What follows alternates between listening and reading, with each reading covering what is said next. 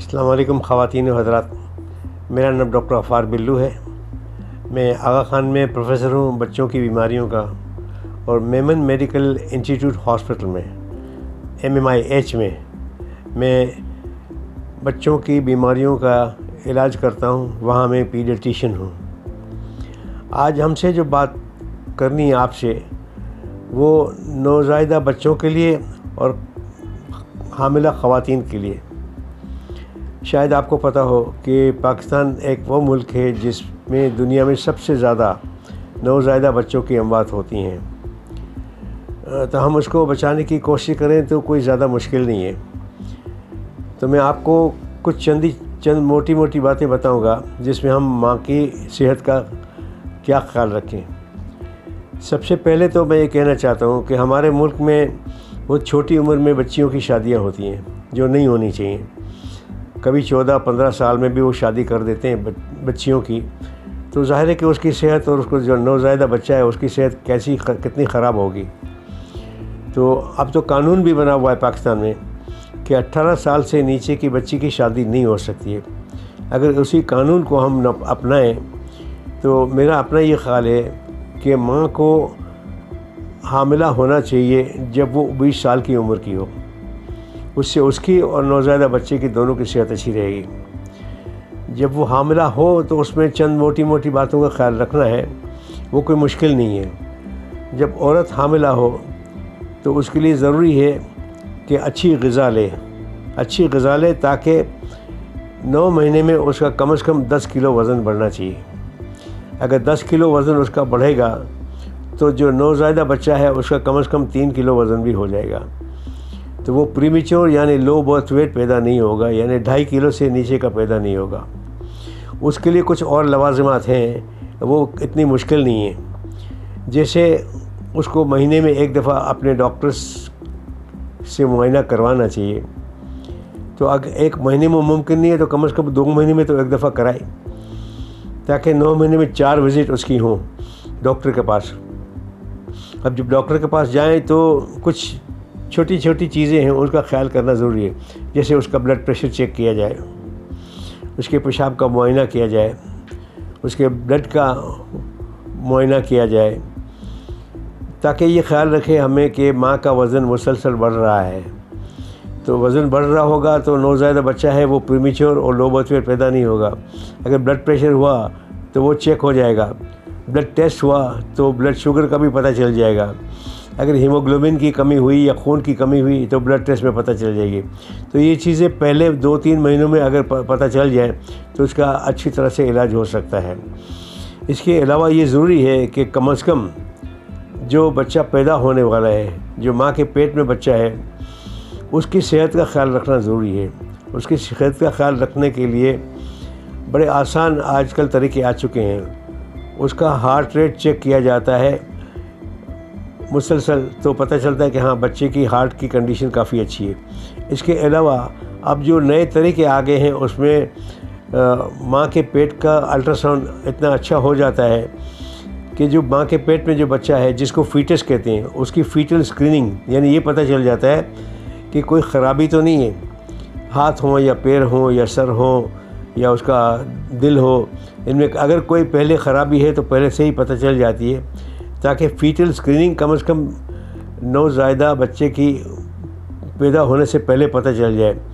یہ ریکمنڈیشن یہ ہے کہ کم از کم 2 دفعہ کیا جائے 9 مہینے میں، ایک تو آخری 3 مہینے میں کیا جائے اور شروع کے 3 مہینے میں کیا جائے، تو یہ نوزائیدہ بچے کا پتہ چل جاتا ہے کہ ان کو کوئی نقص تو نہیں ہے۔ اب یہ ضروری ہے کہ نوزائیدہ بچہ جب پیدا ہوتا ہے تو اس میں چند لوازمات ضروری ہوتی ہیں۔ ہم نے یہ تو کوشش کر لی کہ وہ لو برتھ ویٹ پیدا نہ ہو، یعنی 2.5 کلو سے کم کا پیدا نہ ہو، تو اس کی جان کو خطرہ نہیں ہوتا ہے۔ اس کے علاوہ 2 چیزیں ہیں جس کے اندر جان کا خطرہ ہوتا ہے۔ ایک تو یہ ہے کہ اگر بچہ سانس نہ لینے پائے پہلے 1 یا 2 منٹ میں، جس کو گولڈن منٹس کہتے ہیں، تو اس لیے یہ ضروری ہے کہ وہ پہلے 2 منٹ میں 3 منٹ میں وہ سانس لینے لگے۔ اگر روتا ہے بچہ تو فوراً سانس اس کی شروع ہو جائے گی۔ تو یہ ضروری ہے کہ نوزائیدہ بچہ روئے پہلے منٹ میں یا دوسرے منٹ میں۔ اگر اس کے کچھ اوپر ناک یا منہ صاف نہیں ہے تو جلدی سے صاف کر دیا جائے تاکہ وہ آرام سے سانس لے سکے۔ اور تیسرا جان لیوا جو چیز ہوتا ہے وہ انفیکشن، جس کو سیپسس کہتے ہیں۔ ایک صاف ستھری ہاسپٹل جیسے میمن میڈیکل ہاسپٹل ہے، وہ اتنا بہترین اور صاف ستھرا ہاسپٹل ہے، اس کے ہر قسم کی فیسلٹی ہے اور سارے لوگ ٹرینڈ ہیں جو ڈلیور کرنے والے ہیں، تو ان کو یہ پتہ ہوتا ہے کہ کیسے صاف ستھری ڈلیوری کی جائے تاکہ جراثیم اس بچے میں نہ جائے، جس کو کہتے ہیں انفیکشن یا سیپسس۔ تو 3 وجوہات ہوتی ہیں نوزائیدہ بچے کی موت کے۔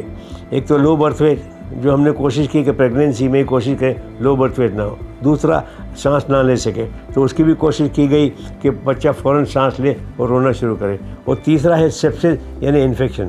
اگر صاف ستھری ڈلیوری، اسٹیرائل کوشش کی گئی کہ ڈلیوری ہو، جراثیم نہ ہو، تو اس کو سیپسس نہیں ہوگی۔ تو تینوں چیزوں سے اس کی زندگی بچ سکتی ہے۔ تو ہم جتنی بھی ملک ہیں اس کا مقابلہ کر سکیں۔ ہمیں شرمندگی ہوتی ہے کہ پاکستان ایک ترقی یافتہ ملک کے ہونے کے باوجود اتنی اموات ہوتی ہیں۔ اچھا، اس کے بعد سب سے پہلا جو ضروری کام ہے وہ یہ کہ آدھے گھنٹے کے اندر ماں اپنا بچے کو دودھ پلانا شروع کر دے۔ اس میں چاہے آپریشن سے ڈلیوری ہو، چاہے سیدھی سادھی ڈلیوری ہو، چاہے فورسیپ سے ڈلیوری ہو، یہ کوئی وجہ نہیں ہے کہ ماں کو آرام دیا جائے یا بچے کو بریسٹ فیڈنگ جو ہے، ماں کا دودھ ہے، وہ 1 گھنٹے 2 گھنٹے 3 گھنٹے 4 گھنٹے ڈیلے کیا جائے۔ یہ کبھی بھی نہیں ہونا چاہیے۔ فوراً آدھے گھنٹے کے اندر بچے کو ماں کے دودھ پہ لگا دینا ضروری ہے۔ اور پہلے 2 مہینے میں یہ ضروری ہے کہ بچے کو ماں کا دودھ جو پلایا جاتا ہے وہ مسلسل پلایا جائے۔ یعنی بچہ اگر 15 منٹ میں مانگتا ہے، آدھے گھنٹے مانگتا ہے تو دودھ پلا دیں، 1 گھنٹے مانگتا ہے دودھ پلا دیں، لیکن 2 گھنٹے سے زیادہ سویا ہوا ہے تو اس کو اٹھائیں اور دودھ پلائیں۔ یہ کہنا کہ بچے کو ہر 2 گھنٹے میں یا 3 گھنٹے میں دودھ پلائیں، یہ پہلے 2 مہینے میں صحیح نہیں ہے۔ پہلے 2 مہینے میں آن ڈیمانڈ فیڈنگ کہتے ہیں اس کو کہتے ہیں آن ڈیمانڈ فیڈنگ، تاکہ ہر وقت بچہ پیتا رہے۔ ہر وقت بچے کو دودھ پلانے سے ماں کا دودھ زیادہ بہتا ہے، اس کو پرولیکٹن کہتے ہیں۔ ماں کا بچہ دودھ پیے گا تو پرولیکٹن نکلے گا تو دودھ بنے گا، تو دودھ زیادہ بنے گا۔ تو یہ پہلے 2 مہینے میں ضروری ہے۔ 2 مہینے کے بعد آپ وقت فکس کر سکتے ہیں کہ 2 گھنٹے میں پیے یا 2.5 گھنٹے میں پیے۔ اس کے علاوہ آخری اور سب سے بڑی چیز جو میں بتانا چاہتا ہوں وہ یہ ہے کہ ہمارے یہاں لوگ فیملی پلاننگ کے خلاف ہیں۔ تو میں فیملی پلاننگ کہتا نہیں ہوں کہ فیملی پلاننگ کرنی چاہیے، لیکن کلام پاک میں ہم کو ہدایت دی گئی ہے کہ ہر بچے کو ماں 2 سال تک دودھ پلائی جائے گی۔ اگر آپ دیکھ لیں تو دیکھ لیں، سورہ بقرہ میں 232 نمبر کی آیت میں لکھا ہے اللہ تعالیٰ نے کہ ہر ماں اپنے بچے کو 2 سال دودھ پلائے گی۔ تو میں صرف یہ کہہ رہا ہوں کہ آپ اپنے بچے کو اگر 2 سال تک دودھ پلا رہے ہیں تو دوسرا بچہ 1 سال کے بعد کیسے پیدا ہو سکتا ہے؟ تو یہ احتیاط ہمیں رکھنا ہے کہ 2 سال کا وقفہ ہوگا، اس کے بعد اگر بچہ آئے گا تو تیسرے سال میں ہی آئے گا وہ، کہ 2 سال تک ہم نے دودھ پلایا ہے، اب تیسرے سال میں بچہ پیدا ہوگا تو دونوں میں وقفہ تو 3 سال کا ہو ہی جائے گا۔ تو اس سے کیا ہوتا ہے کہ دونوں بچوں کی نشو و نما اچھی ہوتی ہے۔ تو یہ کچھ موٹی موٹی باتیں تھیں جو میں چاہتا تھا کہ ماؤں کی نظر میں لائی جائیں، اور ہم یہ سلسلہ جو ہے وہ شروع کرنے والے ہیں میمن میڈیکل انسٹیٹیوٹ ہاسپٹل میں، ہر اس ماں کے لیے جو وہاں آتی ہے اور حاملہ ہے اور ہمارے ڈاکٹر صاحبان کو دکھاتی ہے۔ تو یہ تعلیم ہم ان کو دیں گے، وہ اپنے ذہن نشین کریں تو ان کی صحت بھی اچھی رہے گی، نوزائیدہ بچے کی صحت اچھی رہے گی، اور پہلے 2 بچے پیدا ہوتے ہیں ان دونوں کی صحت بھی بہت اچھی رہے گی۔ میں آپ کے وقت کا بہت شکریہ ادا کرتا ہوں۔ السلام علیکم۔